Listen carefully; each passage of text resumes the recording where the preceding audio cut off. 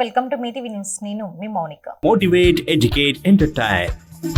కల్వకుర్తి పట్టణంలో విద్యానగర్ కాలనీలో భగీరథ మహర్షి దేవాలయం నందు సగర సంఘం వారు రుద్రమహా హోమం నిర్వహించారు. రుద్రమహా హోమంలో భక్తులు అధిక సంఖ్యలో పాల్గొని విజయవంతం చేశారు. ఈ కార్యక్రమానికి ముఖ్య అతిథులుగా జాతీయ బీసీ కమిషన్ మాజీ అధ్యక్షుడు Thalloju Achari, ZP vice chairman Thakur Balaji Singh, మాజీ సర్పంచ్ బృంగి ఆనంద్ కుమార్, వివేకానంద, సగర సంఘం నాయకులు తదితరులు పాల్గొన్నారు. చిన్నారులచే నిర్వహించబడిన సాంస్కృతిక కార్యక్రమాలు, ప్రదర్శనలు ప్రత్యేక ఆకర్షణగా నిలిచాయి.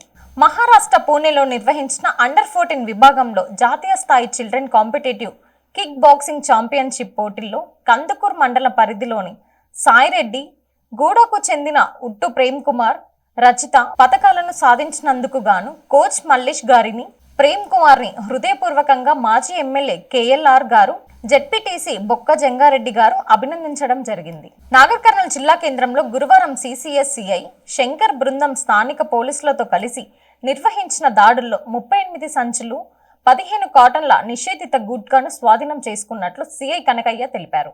జిల్లా కేంద్రంలోని పాత బజార్ శివాలయం దగ్గర సంతోష్ రిటైల్ వ్యాపారి గోదాంలో నిర్వహించిన దాడుల్లో గుట్కా స్వాధీనం చేసుకుని స్టేషన్ కు తరలించారు.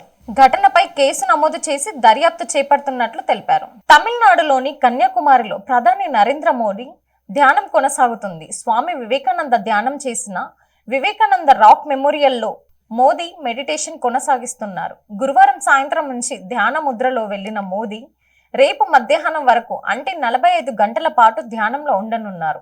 చికిత్స పొందుతూ ఓ మహిళ మృతి చెందిన సంఘటన బాలానగర్ మండలంలోని ఈదమ్మగడ్డ తాండాలో చోటు చేసుకుంది. ఎస్ఐ తిరుపాజీ వివరాల ప్రకారం గ్రామానికి చెందిన అంజమ్మ, ఆమె భర్త శంకర్ తో పాటు 2 కుమారులు ఆస్తి పంపకం విషయంలో తరచు గొడవ పడేవారు. తల్లిని కుమారులు తిట్టడంతో బుధవారం పెట్రోల్ పోసుకొని నిప్పంటించుకుంది. మహబూబ్ నగర్ ఆసుపత్రికి తరలించగా చికిత్స పొందుతూ గురువారం మృతి చెందింది. పోలీసులు కేసు నమోదు చేశారు. సారా అమ్మితే కఠిన చర్యలు తప్పవని ఆమన్గల్ ఎక్సైజ్ సిఐ బద్యానాయక్ చౌహాన్ హెచ్చరించారు. ఆమన్గల్ ఎక్సైజ్ కార్యాలయం పరిధిలో 4 మండలాలలో వివిధ కేసుల్లో అరెస్ట్ అయిన వారిని ఎంఆర్ఓల ఎదుట బైండ్ ఓవర్ చేసినట్లు తెలిపారు. అక్రమ మద్యం, నల్ల బెల్లం పట్టిక అమ్మినట్లు రుజువైతే చర్యలు తప్పవని సిఐ హెచ్చరించారు. 1 సంవత్సరం లోపల 2 సార్లు బైండ్ ఓవర్ అయితే రూపాయలు 1,00,000 వరకు జరిమానం కట్టాల్సి ఉంటుందని అన్నారు. Thanks for watching. చూస్తూనే ఉండండి మీ టీవీ న్యూస్.